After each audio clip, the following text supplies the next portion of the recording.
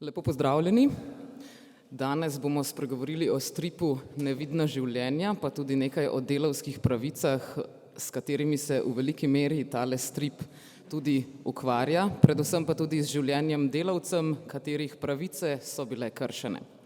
Z nami sta danes Ivan Mitrevski, stripovski umetnik, in pa Goran Lukić iz Delavske svetovalnice, tudi protagonist stripa in občasni kolumnist. Ja, bomo rekli. Torej, lepo, da ste se danes zbrali kljub očitno zelo divjemu dogajanju v mestu. Mi bomo, kot rečeno, se osredotočili na dogajanje, ki se sicer dogaja vsak dan tukaj pri nas v Sloveniji in kateremu je bil pravzaprav Ivan priča. In pravzaprav, če začnem kar za notranjo platnico, oziroma predtem še opozorilo, če želite mogoče strip, ki je sicer prav preverila sem v knjižnicah po Ljubljani, zdaj izposojen vse tja nekje do decembra, tudi sami prebrati, je danes s posebnim popustom na voljo tudi v knjigarni Azil, ki bo danes odprta do 9. No, ker platnico že vidite, naj se osredotočim najprej na notranjo platnico, kjer si Ivan narisal par ljudi, ki si med drugim mislijo: s trdim delom lahko obogatiš, pravi en. Drugi pravi: če bom pridno pisal članke in predaval, me enostavno morajo zaposliti.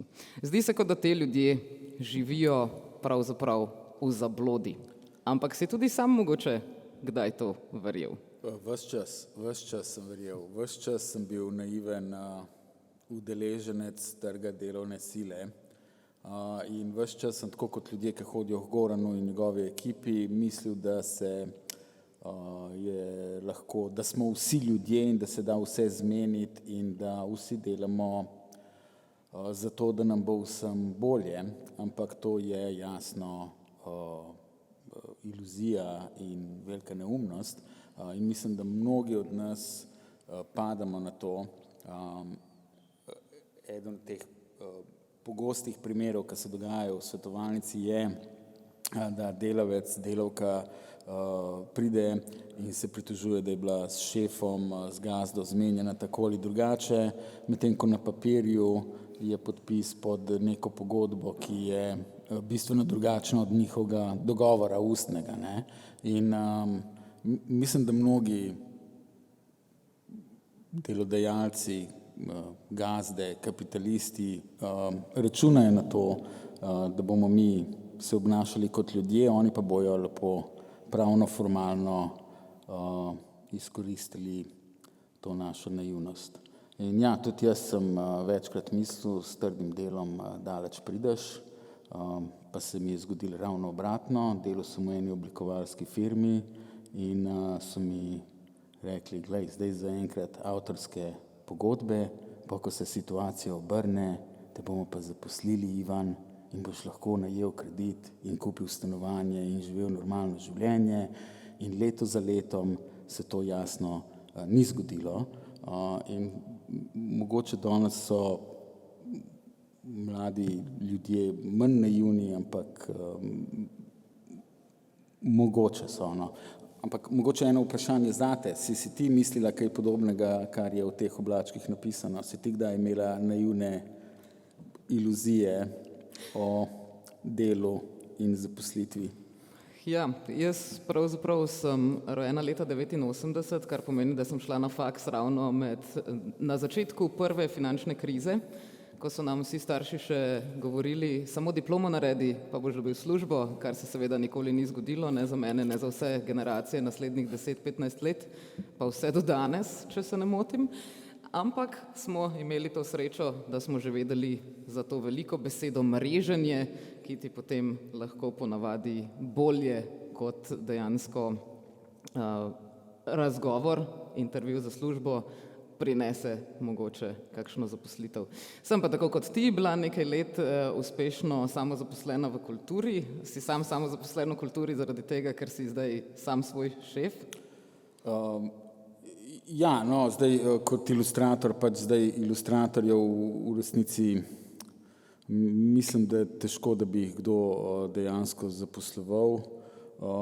Pri kulturnih delavcih je še ta en dodaten zaplet, da se vsak ali pa večina nas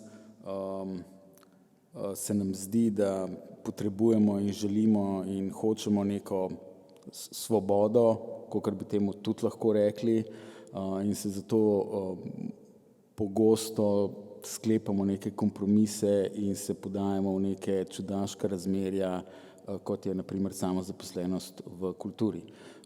Jaz sem res samozaposlen v kulturi, ampak z zelo jasnim razlogom, ker kot ilustrator, kot striper pač težko delaš za eno samo založbo. Ni bilo pa to taka redkost prej in so bili kaki ilustratorji zaposleni nekje.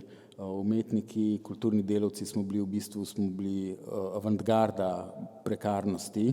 Nam so prvim uspešno prodali to idejo svobodnega poklica, sam se potrudi in boš sam žel uspehe svojega lastnega dela, bodi sam poslovno uspešen, sam se potrudi na trgu, izogibaj se okorelih institucij, kot je zaposlitev za nedoločen čas. In nam so prvim uspešno prodali to zgodbo, tako da smo tudi prvi uspešno nadrajsali od te zgodbe. Ja, vsak samozaposleni v kulturi je najbolj uspešen, če mu uspe pridobiti pravico do plačila prispevkov strani Ministrstva za kulturo, ki naj bi bil njegov delodajalec, za kar mora izkazati nadpovprečne dosežke, izjemno profesionalnost, odmevnost tako doma, kot mora biti v tujini. Pri tem pa mora vztrajati pri pogoju, da pri tej svoji profesionalnosti in strokovnosti in odličnosti ne preseže 20.000 evrov zaslužka na leto. To je res. Mogoče en komentar pri temu statusu. Jaz mislim, da čeprav status rešuje ta najbolj osnoven problem samozaposlenih, ko jim zaškripljajo zadeve, si pač ne bi več plačevali prispevkov za zdravstveno in pokojninsko zavarovanje, in na ta način mislim, da s tem plačevanjem prispevkov res rešujemo eno socialno zagato, potencialno kasneje, ko bojo odrasli, ostareli, zboleli vsi te kulturniki, in je to super, ampak jaz mislim, da če bi ukinili to plačevanje prispevkov, prvi, ki bi se oglasili, bi bili po moje arhitekturni biroji, velike oblikovalske firme, velike založbe, ker mnoge od njih skrito zaposlujejo ljudi in delajo pri njih ljudje, kjer jih praktično edina stranka so samo ta firma in so med tem samozaposleni v kulturi. Seveda lahko tudi oni izkazujejo odličnost in uspehe pri komisijah na Ministrstvu za kulturo, ampak v resnici so zaposleni na trgu za nek arhitekturni biro, ki svoje storitve prodaja na trgu za polno ceno in se obnaša kot podjetje, ne kot družbeno koristen organizem, čeprav dobiva ta javni denar za svoje zaposlene in njihovi zaposleni so pa za ta denar prisiljeni v nek prekaren odnos. Tako da, če bi ta status ukinili, jaz mislim, prvi, ki bi se oglasili, so vele oblikovalske firme in arhitekturni biroji, bi protestirali in se zavzemali za socialne pravice svojih delavcev, ki jih noče zaposliti. Sicer samozaposleni kulturi mogoče prihaja tudi v delavsko svetovalnico, ali je tam mogoče, zdi se tudi po nevidnih življenjih sodeč, da imate največ obiskov iz strani gradbeniškega sektorja? Ja, sem stvar v tem, da ko to poslušam, samozaposleni v kulturi imajo pravzaprav veliko stičnih skupnih točk z gradbinci, recimo. Če pogledamo kakšno palačo v Ljubljani, ko se zdaj gradi, je sreden staviti, da jo fizično gradijo gradbinci, torej fizični gradbeni delavci različnih strok, Zagotovo bi se pa kakšen našel tudi, recimo kakšen samostojni kulturni delavec, ki bo del tega arhitekturnega biroja, ki bo recimo delal notranjo opremo te iste bajte. Skratka, se bodo našli na istem delovišču praktično. In potem boš nazvan videl eno lepo, ogromno bajto, ki ima kvadratni meter 10 jurjev, ampak notranjo opremo bo delal pa nekdo, ki mu država plačuje prispevke, da ima pač tukaj nizko plačilo, hkrati bo pa pač zunanjo opremo, če to rečemo, ne več cigle, ampak pač montažne bloke, dela nekdo na minimalce. Tako da tukaj se svetovi povezujejo, ne izključujejo. In poklicne skupine, ja, prihajajo k nam različne, ampak bolj kot ne so pa problemi, ki jih nekako povozijo pa povežejo isti.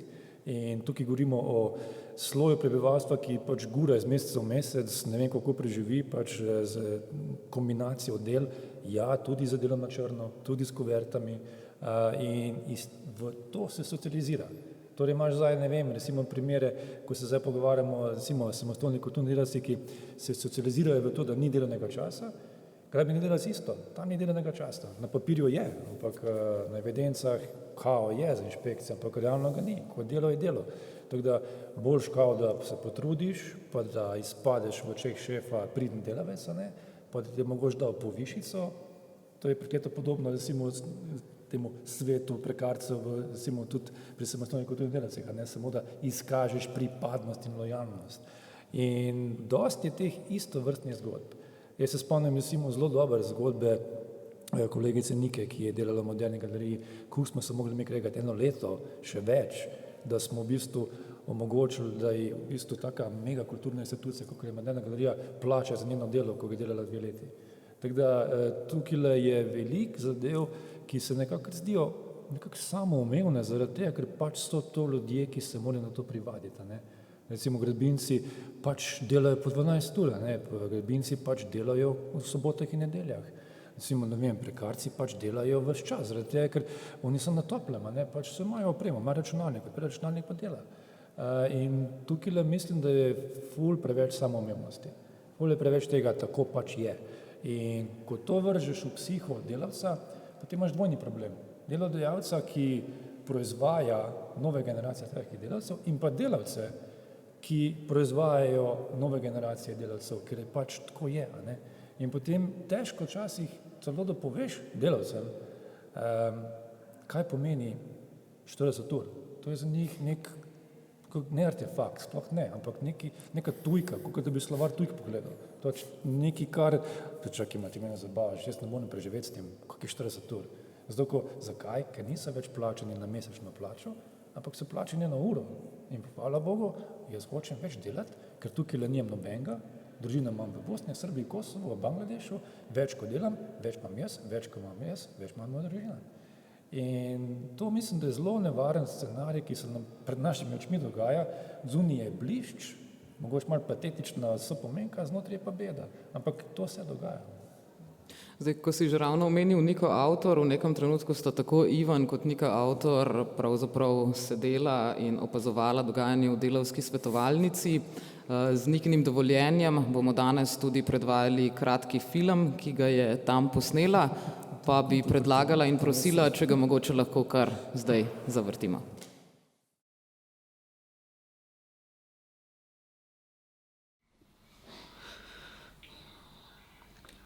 A to znači v prosjeku ti si radio po 12 sati, v prosjeku? V prosjeku svaki dan. Februar sam najdaljše izmenjala. Ali to svejedno, da li je bilo dopoldne, popoldne, svejedno? Uvijek je bilo od jutra do mraka. Tlele bi jaz dodala, kulturni praznik sem delala 21 v mesec, sem imel pol-urni odmor in 10 minut pa na pauzo. Neko je možda ušao u kredit da bi došao ovom rodio za bolje sutra da ima se. Mi smo svi ostavili porodicu, roditelje, tamo došli smo ovamo da bi nas neko zafrkao. Nije problem posao, posao ko posao, vi gdje god odete da radite, rad se mora. Meni posao nije bilo, sam su oni nas psihički ubijali. Ta toliki nadzor, kontrola. I ono, ako sam radila danas 12 sati, da mi plati moje sate, jer ja sam tu došla da radim, da zaradim. Nisam odšla sa svog praga od svoje porodice, od svija, da bi ovamo ne znam šta radila. Da mi dijete ima danas sutra bolje. Došla je tu gdje je došla, nije nas još svjesna, nije svjesna svega. Mi samo želimo posao, normalan posao, nebitno, nek se radi 12 sati, a da ja idem poslije ti 12 sati kuća. Nama reknu kad dođemo na firme, danas se radi 5-6 sati, mi ostanemo po 18 sati ili po 15, po 20. Nemoj nas slaga, nemoj nas pravi životinjama. Imamo mi šta jesti, da se vratiš u Bosnu, opet će se nešto naći. Jer niko od nas nije zaslužio da se ovoliki teror vrši, ko što se gore vrši, šta se radi.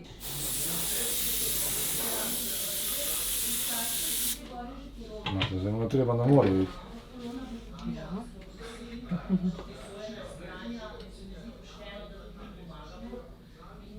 Tisto, kar je zdaj pomembno, so dve stvari. Prva stvar je, kot sem že rekel, da je treba absolutno prioritetno zagotoviti, da takšno podjetje, kot je Marinblu, Seleja, kako se že imenujejo, sploh ne posluje več. Pika.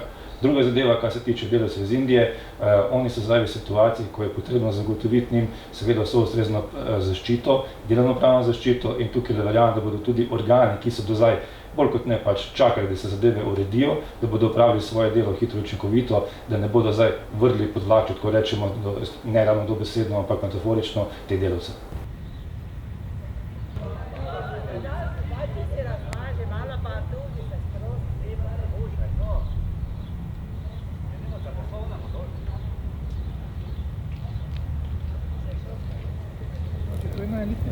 To je najelitnija. Nema gore ništa. dalje. Još uvijek radi. A vidjeli zove kako se grila. Obogatili su se sa ribom. Jesu. I neisplaćene. Ovdje su išle vaše plate. Ovdje mi, ovo sve mi gradimo, Rosane, da možemo živati. Ovaj srednji stvar. Zdaj, kot smo lahko tukaj videli, Nika je šla na zelo dokumentaren pristop, pri čemer ničesar ne komentira, samo prikazuje. Tvoj strip bi pravzaprav tudi lahko poimenovali za neke vrste reportažni, novinarski, dokumentarni pristop. Ne ravno tako zelo realističen, kot se ga gre na primer Joe Sacco, ampak ti si se na primer odločil za malce drugačen pristop. Vseeno si vpletal veliko humorja v te sicer tragične zgodbe. Kako da si se odločil za to? Kot ste videli tudi na posnetku, se tudi ljudje, ki jih ta Rozana ni plačevala, so se tudi pohecali na njen račun, in mislim, da se v delavski svetovalnici se večkrat sliši smeh, večkrat pripovedujejo šale navkljub trpkim zgodbam, ki jih doživljajo, tako da ta humor je nekaj, kar sem prevzel od ljudi, ki so se obrnili na delavsko svetovalnico, in v resnici ni moj. Poskušal sem vse te zadeve narediti tudi privlačne za bralca, tako da mi je ta humor zelo prav prišel. Nisem hotel, da bi bila to neka serija cmizdravih zgodb, da bi neke zelo patetične zgodbe govoril. Hotel sem, da se v njih tudi čuti to neko vitalnost, borbenost, nek življenjski elan vseh ljudi, ki so se obrnili na delavsko svetovalnico. To niso ljudje, ki bi bili žrtve na tak način, to so ljudje, ki so prepluli oceane, da so prišli do sem, to so ljudje, ki so tukaj v najbolj neugodnih pogojih poskušajo ustvariti življenje, to so ljudje, ki si poskušajo zagotoviti najlepšo prihodnost svojim otrokom, tako da jih pač ne morem jih obravnavati kot neke uboge žrtve, in tudi to, da so se obrnili na svetovalnico, pač pomeni, da imajo neko borbenost v sebi in da pač ne prenašajo tiho vsega, kar se jim zgodi. Mogoče nimajo vseh sredstev, mogoče nimajo teh medijskih, političnih, pravnih kapacitet, da bi to skozi spravili, ampak zato so se obrnili na Gorana in njegovo ekipo. Tako da ta smeh je, ta humor je njihov, in upam, da bo s tem bralca tudi, da ga ta humor bralca pozdravi, da je to neka stična točka z bralci. Mislim, da velika večina ljudi, ki bo brala ta strip, da bo v teh zgodbah prepoznala sebe ali pa svoje bližnje, sorodnike, sosede, sodelavce in tudi ta humor je samo še ena od teh stičnih točk. Bom rekel, te zgodbe so zgodbe naših življenj. Zgodbe naših življenj, če ne govorimo o eliti, o kateri smo slišali v preteklih tednih veliko, ne? Eliti, ki skrbi za življenja vseh ostalih, da lahko sploh obstajajo. Zdaj, po eni strani se zdi, ti imaš pravzaprav veliko humorja tudi v svojih preteklih stripih, ki so vsaj v teh albumskih oblikah, torej v daljših oblikah, namenjeni predvsem otrokom in mladim. In čeprav se po eni strani zdi, da si eden od redkih netipičnih striparjev, v smislu nisi doma zaprt v neko sobo, ampak urednikuješ revijo Galeb, aktiven si tudi politično. Ampak, naprimer, zdaj si pa prvič se odločil iti na teren, ostal si tam, zapisal si, da si pravzaprav prišel sraven Tostelovske svetovalnice ravno zato, ker si nekaj malega stvari tam počel, zdaj kaj je to, ne vem, a so ti dali ravno kavo za kuhati ali kaj podobnega, ampak kako si pravzaprav prišel zraven, kako je prišlo do tega, da si se odločil, da boš zdaj ti tam v kotu opazoval ljudi? Nimajo kuhalnika kave. Imajo čokolade. Ogromno. Nisem sedel v svojem zatohlem, temnem, vlažnem ateljeju, ampak sem šel v prostrani svet in sedel v zatohli, temni, vlažni pisarni Delavske svetovalnice. Jaz sem njih spoznal v Kamniku, v mojem domačem mestecu. Kamnik je tako kot mnoga mesta v Sloveniji zgubil že zdavni neko svojo ekonomsko bazo. Tovarne so se večinoma pozaprle. Tiste, ki delujejo, še vedno najemajo oziroma zaposlujejo delavce iz okolice, ampak ta cela špura od Ljubljane do Kamnika je bila nekoč polna tovarn, večina jih je zaprtih in večina ljudi se iz teh mest vozi v službo v Ljubljano, kjer delajo pač različna dela. Tako da je Kamnik, tako kot mnoga druga mesta, mala mesta, je v eni čudni situaciji, še vedno obstaja, še vedno je, ampak nima več pravega razloga, nima več baze za to, da obstaja. Vsi ti bloki, ki so bili zgrajeni tam zato, da jih naselijo delavci, ki so delali v bližnjih tovarnah, so zdaj pač postali nekako relativno pocen, a pa nekoliko cenejša, ne bom besedo pocen uporabil za nepremičnine v Ljubljanski kotlini, ampak cenejša od stanovanj v prestolnici in tudi domačini Kamničani so pač navajeni, da se usedejo v avto ali pa nekateri na vlak in se odpeljejo v Ljubljano.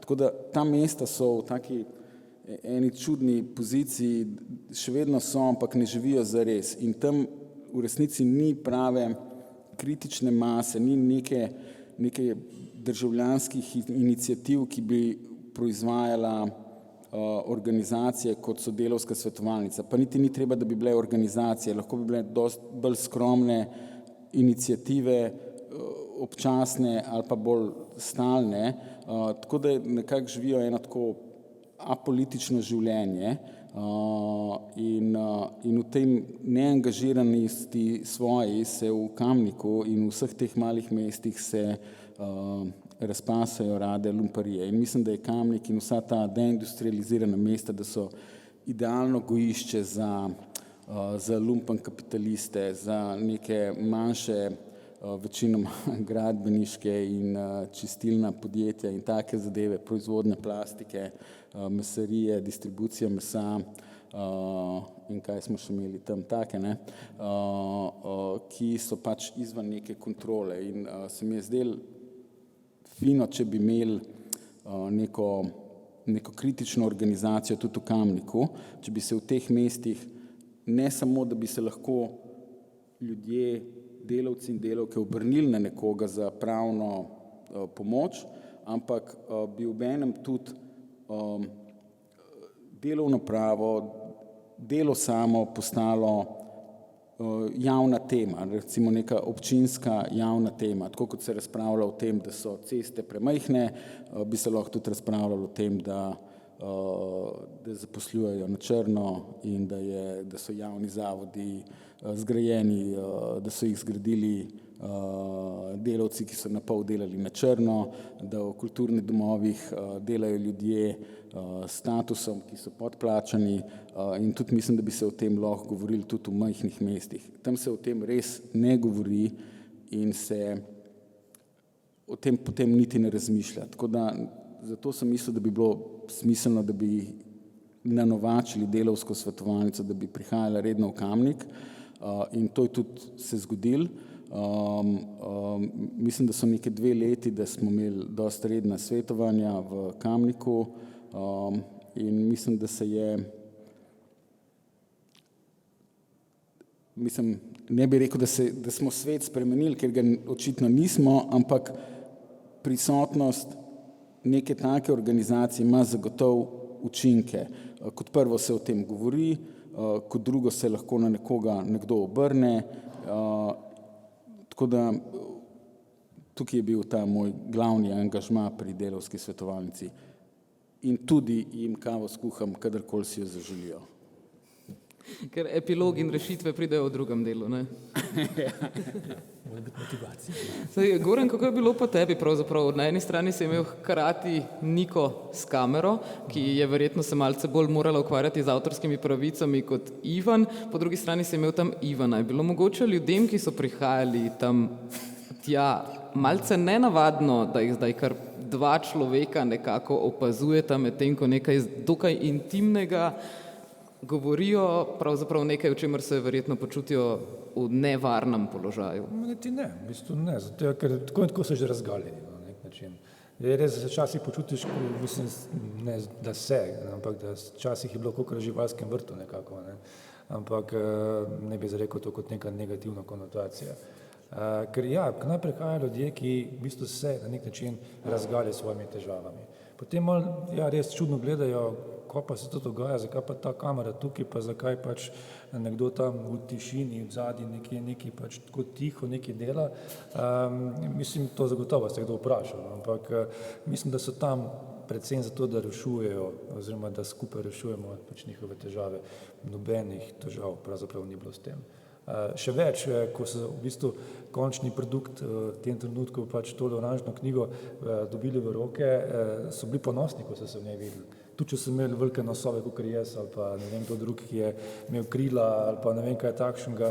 V bistvu so tako bili, glej, junak sem, jaz sem nocen, v knjigi sem. Tako da, tudi to je nek način, ajde tiste lepe besede, opolnomočenja, da, glej, moja zgodba nekaj pomeni, mogoče pa res pomagala k temu, da se ne samo vidi moja zgodba, kot da reši kaj.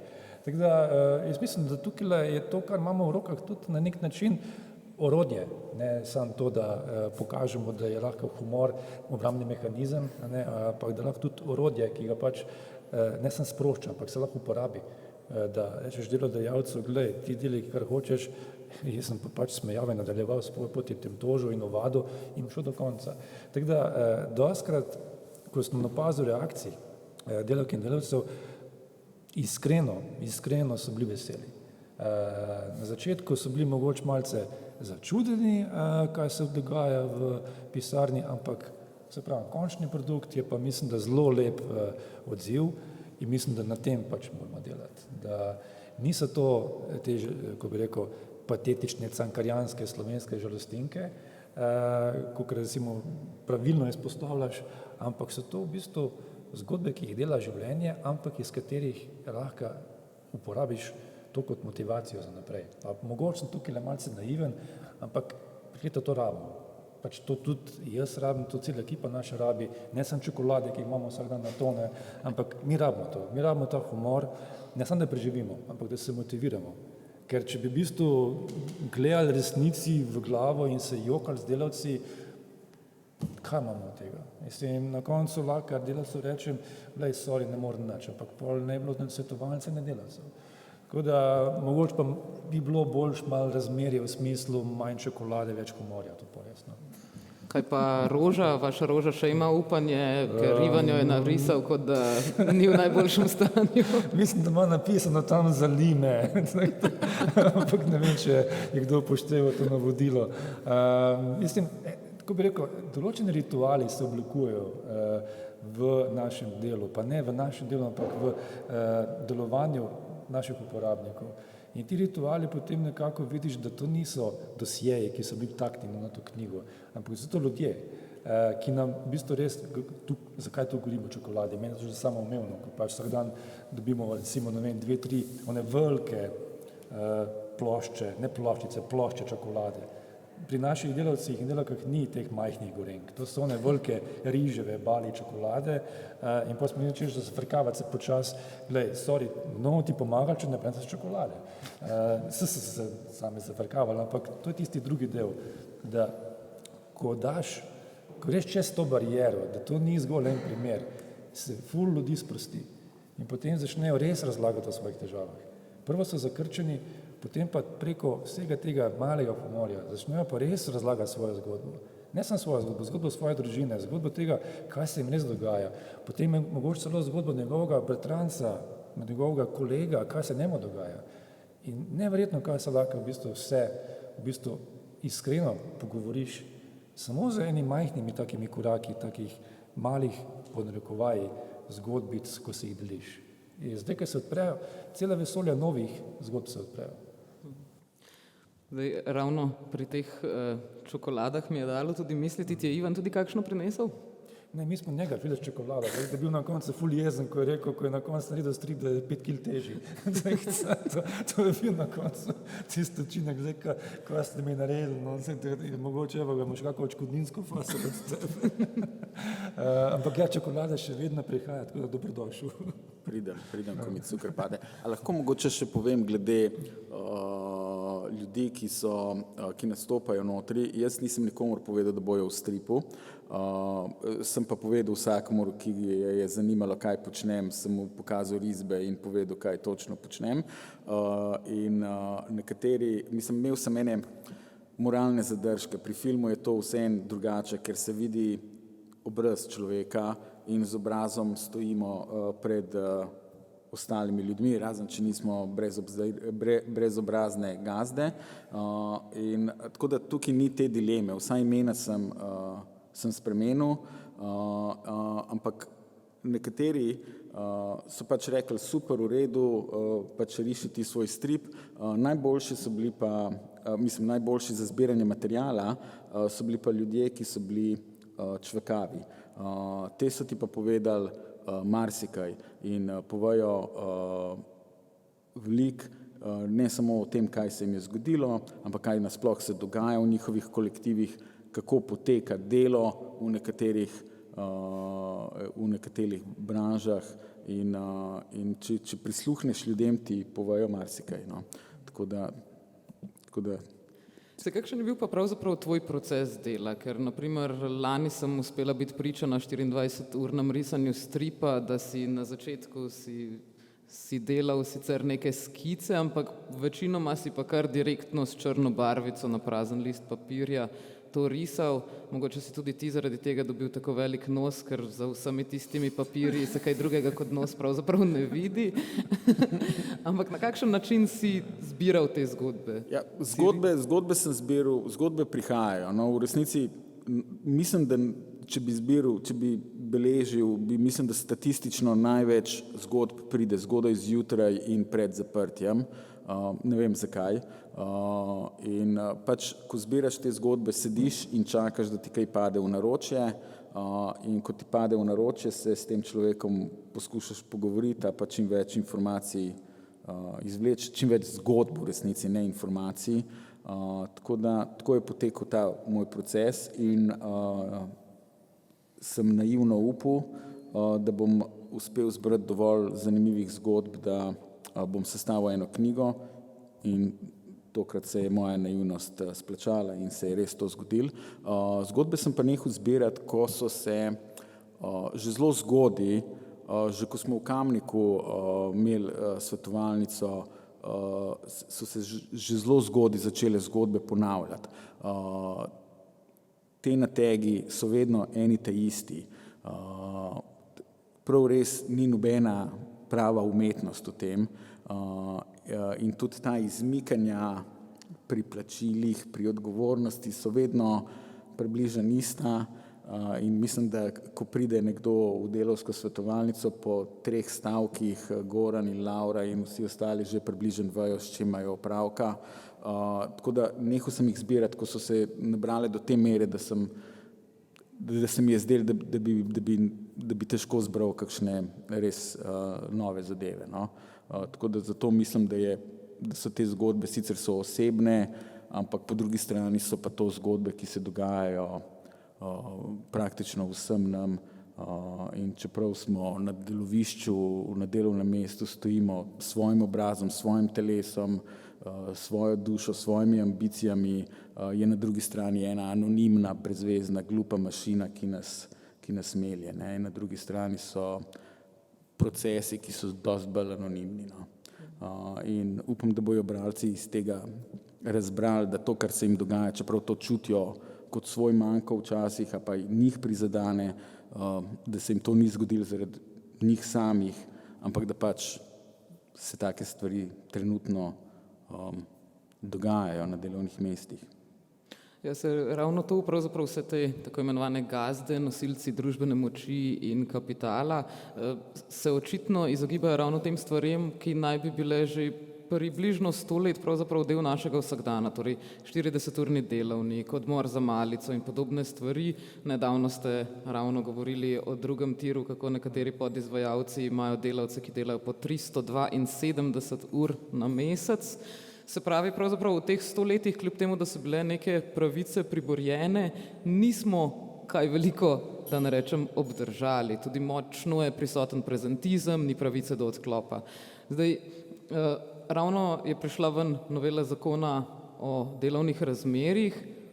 Nam bo to prineslo kaj izboljšav? Zdaj, če bereš PR določenega dela vladne strukture, je zagotovo to nekaj, kar je novo, zelo velik projekt, zelo obsežen, pozitiven projekt v branjenju delavskih pravic. Jaz vem, da to del vladnega PR-a, zaradi tega, ker navsezadnje, če pogledamo samo delovno zakonodajo, bi se dalo marsikaj spremeniti. Predvsem pa pač tukaj moramo razlikovati. Ena stvar je, da mi lahko nabašemo in tudi pravzaprav bi morali nabasati delovno zakonodajo marsikaj še noter. Pol je pa seveda vprašanje, kako se to aplicira, kako se nadzoruje in kako se potem poroča o temu.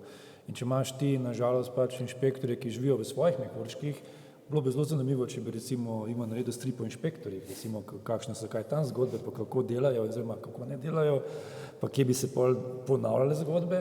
Ampak mislim, da so v bistvu tukaj velike težave, ker res mi imamo tukaj ne spopad civilizacije, pa spopad svetov, ampak mimo bežne svetove, ker inšpektori živijo v svojem mehurčku, delovna zakonodaja živi v svojem mehurčku, medtem ko pa delavci pa živijo tukaj nažalost v mehurčku tega delodajalca, ki jim on govori, kaj mora delati, kaj je normalno, kaj ni normalno. In dosti, kad se ti svetovi preprosto ne povezujejo, ali pa se celo povozijo. Ta mehurček, kot recimo delavca, povozi delovno zakonodajo. Tudi, če bi bila super trupa delovna zakonodaja, mehurček kot delodajalca to povozi. In zato so take zgodbe, ker je tudi recimo v tem kratkem izseku povedala delavka, pa saj ni problema, da delam po 12 ur, naj me sam plača. In to je tista poanta. Saj ni problema, da delaš po 14 ur, sam naj me plača. Saj ni problema, da delaš po 370 ur, sam naj me plača. In tukaj je v bistvu tudi nas čaka zelo veliko dela, kaj narediti preprosto, da v bistvu ta mehurček razbliniš. Ker če kdo misli, da te gazde delajo po 370 ur, se prekleta moti. Oni ne delajo niti 8 ur, oni ne delajo niti 5 ur.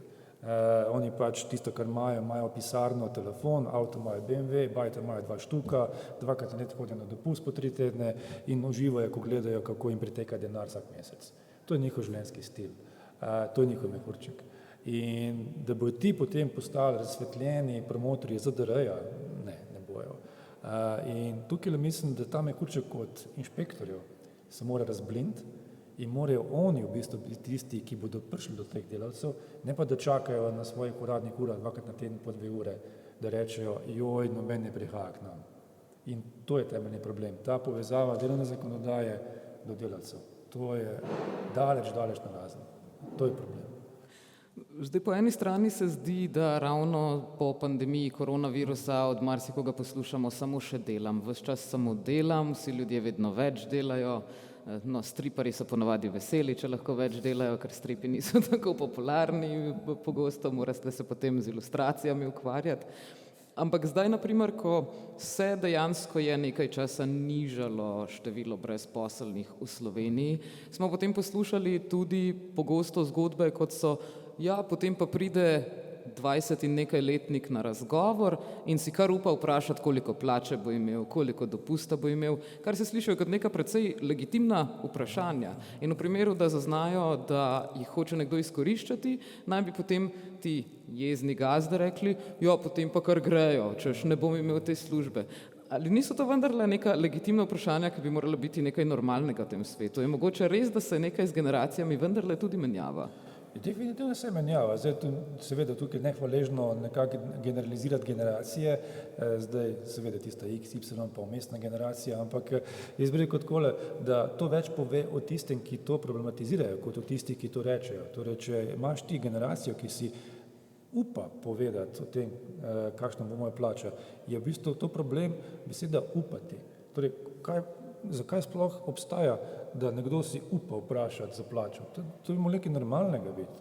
Zakaj potem na drugi strani imaš delodajalca, ki rečejo, ko pa je tem delavcem, da grejo 5 do 4 domov, mislim, ko pa je z njim, da pričakuje, da pač delajo do 7, 8. Tako da jaz mislim, da tukaj je izjemno dobro, da potem vsi ti delavci, delavke rečejo, glej, tole je moj delovni čas, to je moj zasebni čas, pusti me pri miru v mojem zasebnem času, jaz jim pa pač dal tisto, kar je treba v mojem delovnem času. Zdaj, mogoče sliši naivno, ampak tudi naše delo je včasih naivno. In je treba je ohraniti to mero naivnosti in vere v to, da je to nekaj normalnega.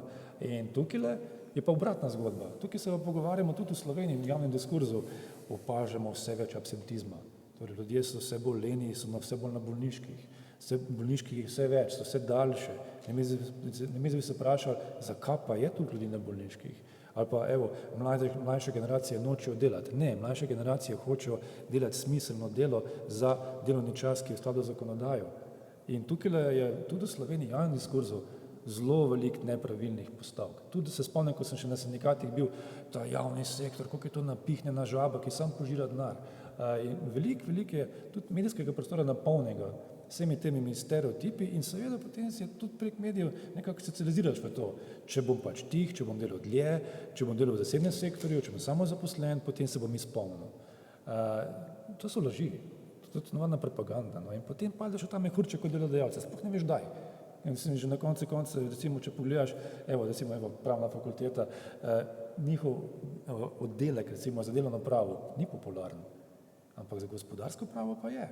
Zakaj le? Zato, ker se socializirajo v sektorje, kjer je denar, kjer je pač tam, kjer je možno zaslužiti. In potem imamo dvojni problem, ker pač imaš tam pravne pisarne, ki na veliko služijo na račun pogodb s temi gazdami, delavci pa v bistvu so na pol informirani, tavajo v nekem svojem vesolju podinformiranosti, ker pač tako je. In mislim, da tukaj tudi v smislu javnih medijev je treba zelo veliko delati na razbijanju teh vseh propagandnih tvorb, ala, ko pa mladi sprašujejo o plačah. Pa naj sprašujejo o plačah, mislim, hvala Bogu, jaz komaj čakam, da bodo delodajalci tisti, ki bodo normalno dajali v svoje oglase plače. Tako pa je zdaj nenormalno, da daje v oglase plače, piše plača po dogovoru, ali pa pač, oblika zaposlitve po dogovoru. To zdaj delajo. Torej, recimo v gostinskem sektorju po Ljubljani so oglasi na Facebooku, normalni oglasi, vse posod, če pogledaš recimo te razne Facebook grupe, tarifa tuk in tuk, oblika zaposlitve, SP, honorarc ali pa študent zberi. To je z njih normalno, čeprav ni. Tako da tukaj je veliko dela na tem področju, koliko te mehurčke razbiti.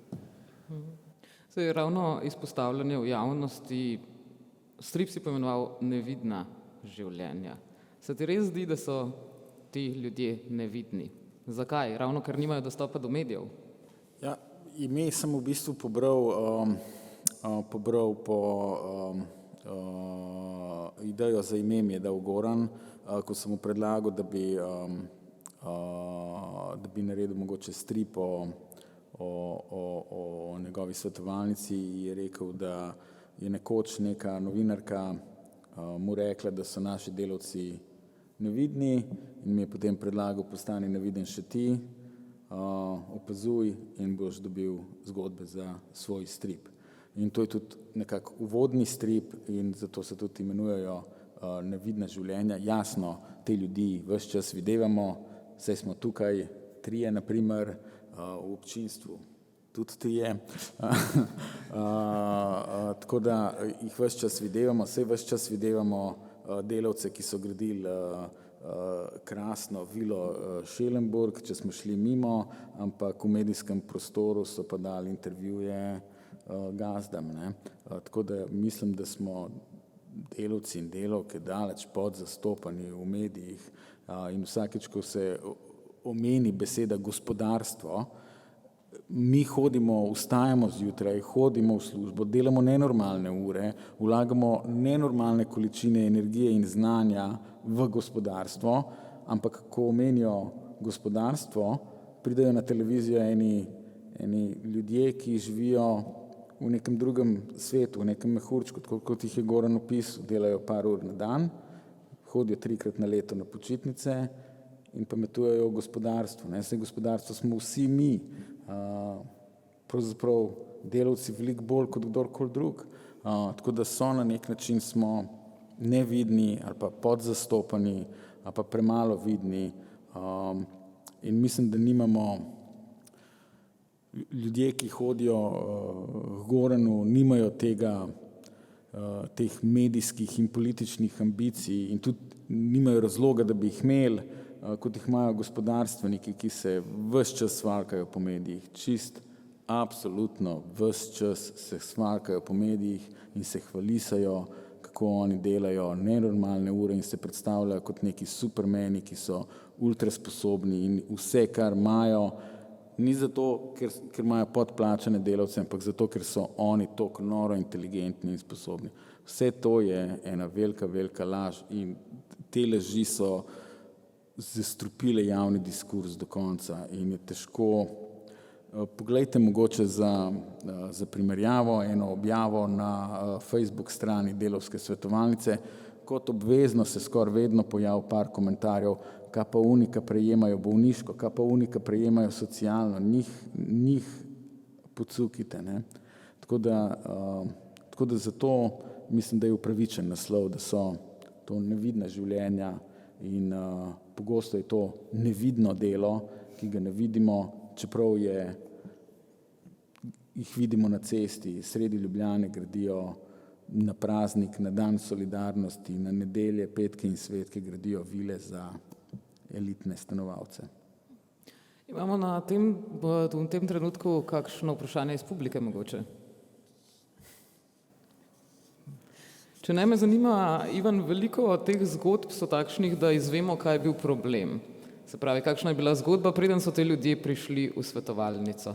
Kakšen si imel pa občutek, da je bilo z razreševanjem le tega? Če so oni nevidni, ali obstajajo neki vzgibi, da se ti je zdelo, da so določeni ljudje zaradi obiska Delavske svetovalnice potem lahko zaživeli bolje, da se je nekaj razrešilo, da se jim je olajšalo življenje? Ja, mislim, en natakar se je pohvalil, je prišel, je povedal vse svoje probleme, mislim, da mu je Elmir potem reševal, mislim, da je imel problem z vizo pa z delodajalcem in mu je bilo toliko hudo, da se je tam izpovedal revež, pol ure govoril kot dež in na koncu je rekel, super, tlele poleg Delavske svetovalnice napišite še psihiatrična pomoč, tako da mislim, da je vsak, ki pride tja, že zato, ker je uporabil nek vzvod za reševanje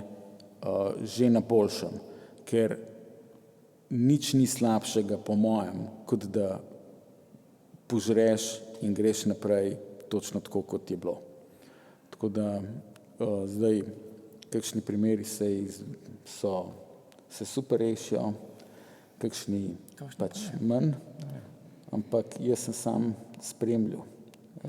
Ti si samo spremljal, slišimo nekje vmes, da včasih dobijo gazde tako imenovane samo opomin. Goran, kako je temu v resnici? Ima delavec vendarle kakšno možnost rešitve pozitivnega cilja? Absolutno ima, zaradi tega, ker kolikor je, kako bi rekel, demistifikacija samega delavca, recimo in njegovega nevidnega kroga, tudi vidna preko tega stripa, je tudi na drugi strani demistifikacija samega delodajalca potrebna. Tudi on ni nič nad nami, nek napolbožanstvo, ki kroži nad nami in nam pošilja strele, da čim več delamo. Pač tudi to je človek. In zanimivo je, ko pač delamo, mi tudi poskušamo delati čim bolj direktno. Kar pomeni, da recimo ni tiste klasične variante, ok, bomo poslali en vljudnostni dopis, pa potem čakali en teden na to, da delodajalec odgovori na poziv za plačilo regresa.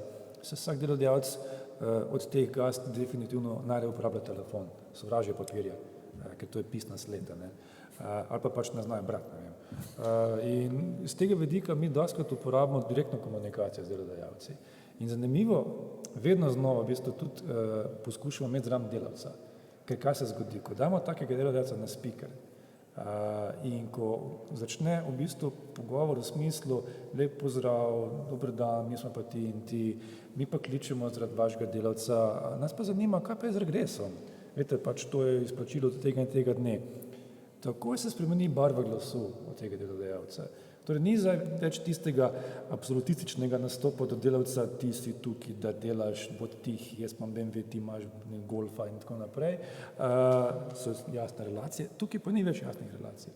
Dostikrat je dovolj v bistvu en zelo vljuden pogovor z delodajalcem, v kateremu našteješ njegove obveznosti v skladu z zakonodajo in takšen delodajalec ni navajen, da mu nekdo začne šteti člene. In dostikrat se zgodi, da je dovolj v bistvu en takšen zelo vljudnostni klic, da takšen delodajalec čudežno najde denar za regres. Mi smo zdaj imeli recimo ravno primer pred parimi dnevi, ko delodajalec ni izplačeval, ni plačnih list dajal delavcem in tudi ni evidenc pisal za naprej. Praktično je njim govoril, ampak pisal jim je par ur prej, da bodo delali. Nemogoče, da sploh uredi življenje svoje. In potem smo prvi njega klicali, tega delodajalca, pa je rekel, bom takoj uredil. Reakcija delodajalca je bila ta, da so zaposleni od te firme mi povedali, da je tisti dan zelo živčno hodil okoli in je razlagal delavcem, da ga nekdo za špeco in da bo zdaj mogel plačati 10.000 evrov kazni, ker ga nekdo za špeco, ampak še vedno ni dal plačnih list. No pa smo pa šli v drugo fazo, pa smo poslali zelo vljudnostni dopis, da more vsem delavcem dati vse plačne liste za vse mesece nazaj, plus da more evidence ur urediti. Pa smo dali v KP, torej zraven inšpekcija za delo. Samo to, en mail. On je to uredil v 2 dneh. Tako da ni treba, da se mi zgolj zanašamo na nek fazni časovni zamik na to, kaj bo naredilo delovno socialno sodišče, pa ne vem, razni tožilci. Včasih je, oziroma dostikrat je dovolj to, da gledaš na delodajalca kot na sebi enakega. Samo to. Gled, ti imaš svoje obveznosti, jaz imam svoje obveznosti. Če jaz svoje obveznosti izpolnjujem, jih boš ti. Za mene velja delovna zakonodaja, za tebe velja delovna zakonodaja. Jaz imam obveznost, da delam v skladu z zakonodajo, ti imaš obveznost, da mi plačaš v skladu z zakonodajo. V skladu s tem mi plači. In jaz res stavim, če bi v bistvu takšen pogovor bil med delavci že na začetku, potem bilo veliko manj takšnih čuden delodajalcev, ko pa ta sprašuje, koliko plač. Ker bi se v bistvu delodajalci mogli navaditi na takšen diskurs. Tako pa zdaj, kot je razlagal Ivan, obratno. Tako pa zdaj v bistvu, ko pa ti hočejo. Tako da jaz mislim, da je zelo veliko treba delati na teh, ne vem, tehnikah, ker to ni nek menedžerski prijem, ampak na predvsem enostavnih zadevah. Imej pogovor z delodajalcem. Povej mu, kaj je najhujše, kaj se ti lahko zgodi. Pač ta bedni šiht, kaj ti bo rekel delodajalec, ti da odpoved. Probi, pa mi daj. Pa pač, če mi boš dal podpoved iz krivnega razloga, tem pa tožil. Mislim, če pa pač mi boš dal stran, bom pa drugje najdel ših z enim boljšim delodajalcem. Tako da, treba je v bistvu jasno reči delodajalcev, jaz ti prinašam denar. Ti si tam, da ga jemlješ, ne da ga daješ. Tako gledajo za sebe. Tako da, dostikrat ti majhni koraki so dostikrat zelo pomembni. In dostikrat v bistvu smo zelo uspešni ravno pri tem. Naprej zgodbe so pa malo manj optimistične. Socialno sodišče, delovno sodišče, kazenske ovadbe, so se ponočili delodajalci, da je bož, da čim prej zaprejo firmo, kakor da jo vlečejo, bož, da čim manj papirjev imajo, kakor da pač oddajajo kaj. Ker sčasoma potem kakšne inštitucije preprosto same zaprejo to firmo, ker se ne odzivajo. Tako da bože se čim prej odreagira. In takrat so veliki uspehi. Mogoče zdaj kakšno vprašanje? No, če ne, imam samo še eno vprašanje za konec, oziroma dve, ker vidim, da tudi Ivan tamle že gleda na Facebook ali na uro. Upam, da si ni dolg čas. Imam je tlele. Goran, kako sta ti všeč upodobitvi umetnikov, ki sta bila s tabo v Delavski svetovalnici? Upodobitvi koga? Tebe. Mene? Nimam nobenih težav z mojo njuško. Kar se tega tiče, zelo zaupam, ko bi rekel, umetniški intuiciji in temu, kar je prišlo ven. Na vse zadnje zdaj tukaj, da bi zdaj cenzuriral svoj nos, pa da me Nika kaže, kako si vrtam po nosu, vedno z z nosom očitno. Tako da tukaj nimam nobenih težav s tem. Pač tako je. Mislim, okay, to ne pomeni, da si več čas vrtam po nosu, da smo si nejasni. Ampak kako bi rekel, zelo lepo je, ker pravzaprav ni nekih barijer, ni nekih umetnih prikazovanj, umetnih situacij. Pač nekako se je vzpostavilo medsebojno zaupanje z obeh strani, torej ne samo tukaj, ko se pogovarjamo z Ivanom, seveda tudi z Niko, in tukaj se vidi potem v komunikaciji, da ne treba dajati navodil, postav se tam, pa imej takšen kader, pa da bo izgledalo tako. Snema se, riše se, govori se, in tako tudi naprej bo. Ivan, zakaj tako velik nos? In pa še drugo vprašanje, ali je Taksi Mario nekaj resničnega? Taksi Mario je nekaj resničnega. Ne samo nekdo. Tamle sedi stripovski junak je med nami, tako da Taksi Mario je še kako resničen. Tako da zakaj pa tak nos? Nimam pojma. Moral sem vzpostaviti, v tem stripu nastopa ogromno ljudi, med njimi sta dva nosilna lika, Goran in Laura, njegova sodelavka, ter še par likov, ki se ponavljajo, in vsakmu sem moral dati dost jasne likovne značilnosti, da jih bralci ne bi pomešali med sabo. Zdaj, kakšnim so pripadla široka pleča, močne roke, Goran je pa pač dobil velik nos, ne? To je zdaj pač loterija življenja. Zdaj pa res še čisto zadnje vprašanje. Sama sem imela to izkušnjo, da ko sem bila v Toplicah zaradi operacije rame, so se ponavadi gradbinci oziroma tedaj gradbinci na bolniški pogovarjali med sabo, da je največji car tisti, ki je padel z višjega gradbenega odra. Se pravi, če si padel z 5 metrov, si imel boljši sloves kot tisti, ki je padel z enega. In me zanima, kdo pa je bil po teh zgodbah, ki si jih ti slišal, največji Superman? Največji Superman je bil mogoče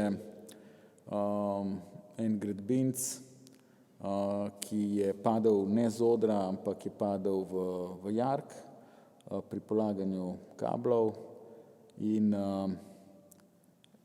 prav nič hecenega in zabavnega ni na tem, da se poškoduješ na delu in hodiš po svetu invalid.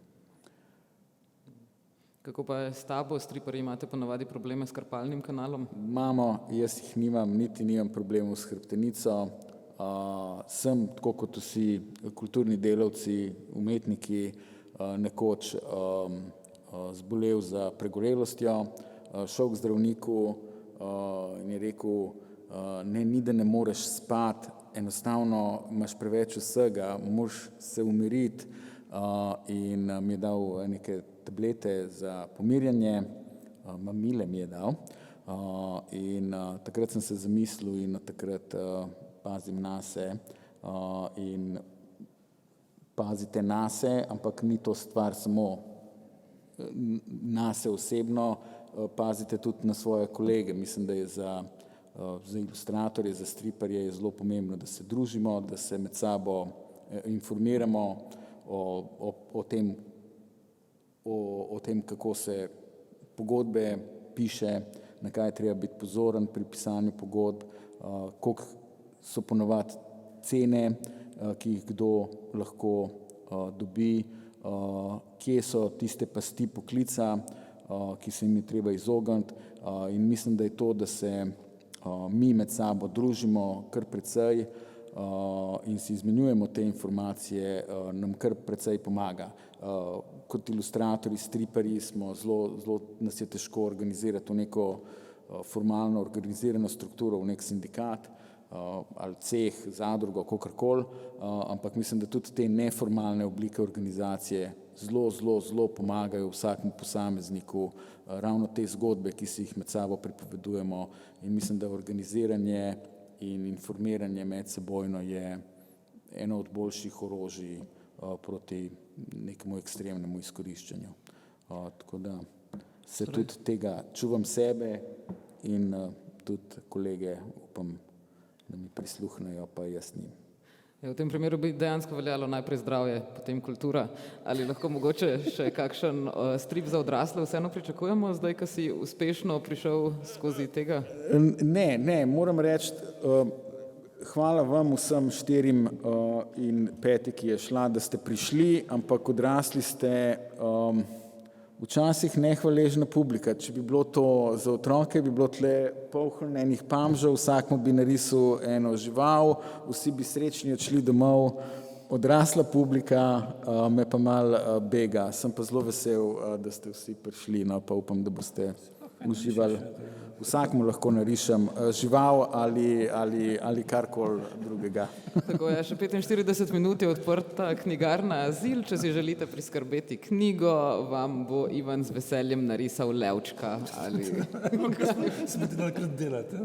Tako, lepa hvala vsem, da ste prišli. Hvala Atriju ZRC SAZU, da nas je gostil. In pa še eno vprašanje, mogoče izvod s trdimi platnicami še obstaja? Ali so že nikoli ni obstajal, sem hotel narediti tak strip, bom rekel, malo proletarske kakovosti, take, kakor sem jih jaz bral, ko sem bil otrok. Danes so stripi se smatrajo za resno umetnost in tudi so, ampak ko sem jih jaz bral, so bili to ta največji šund, produkcijsko zelo nizka reč, kupil si jih v trafikah in v delavskih družinah smo stripe brali radi in obilno in sem hotel, da tudi ta izdaja na nek način spominja na te stripe. Tako da trdih platnic ni, ampak če bom pa delal strip o inšpektorjih ali pa o gazdah, pa zagotovo trde platnice, zlato, urezavo, obrobo, vse. No, Ivan Mitrevski je sicer tudi mojster samozaložništva, o čemer bo spregovoril na Slovenskem knjižnem sejmu, a o tem čez 2 tedna, tako da lepa hvala, da ste prišli.